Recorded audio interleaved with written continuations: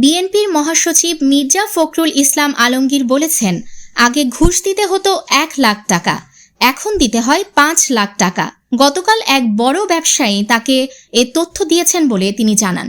আজ শনিবার ঢাকার সিরডাপ মিলনায়তনে সাবেক তত্ত্বাবধায়ক সরকারের উপদেষ্টা ও অর্থনীতিবিদ হোসেন জিল্লুর রহমান রচিত অর্থনীতি, শাসন ও ক্ষমতা যাপিত জীবনের আলেখ্য শীর্ষক বই প্রকাশনা অনুষ্ঠানে মির্জা ফখরুল একথা বলেন।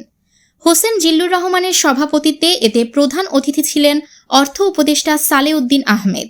মির্জা ফখরুল বলেন, কোথাও কোনো সুশাসন নেই, নিয়ন্ত্রণ নেই, পুলিশে কোনো পরিবর্তন হয়নি, তবে রাতারাতি সংস্কার করে ফেলা সম্ভব নয়, এজন্য সময় লাগবে। এজন্য গণতান্ত্রিক চর্চা বাদ দিয়ে বসে থাকা যাবে না, কোনো কিছু চাপিয়ে দেওয়া ঠিক হবে না। এজন্য কোনো রকম বিলম্ব না করে অতি দ্রুত গণতান্ত্রিক প্রক্রিয়ায় যেতে হবে। গণতান্ত্রিক উপায়ে জনগণের প্রতিনিধিকে সংসদে পাঠিয়ে সংস্কার করতে হবে।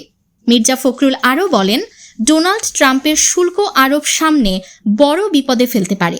মনে রাখা দরকার যে রাজনৈতিক দল দেশের উন্নয়নে জনস্বার্থে সবসময় ইতিবাচক ভূমিকা পালন করবে। একই অনুষ্ঠানে অর্থ উপদেষ্টা সালেউদ্দিন আহমেদ বলেন, ভালো প্রতিষ্ঠান নেই বললেই চলে, আইনের ব্যত্যয় তো হয়েছেই, প্রক্রিয়াগুলো ধ্বংস করা হয়েছে, আর মানুষগুলো তো রয়েই গেছে, মানুষগুলোর কোনো পরিবর্তন হয়নি। অনেকে বলে সব বাদ দিয়ে দাও, কিন্তু সেটা সম্ভব না, এজন্য মাথায় হাত বুলিয়ে ধমক দিয়ে কাজ করাতে হচ্ছে।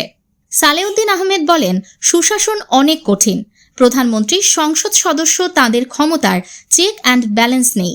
এখানে সংস্কার না হলে যত সংস্কারই করা হোক কোনো লাভ হবে না।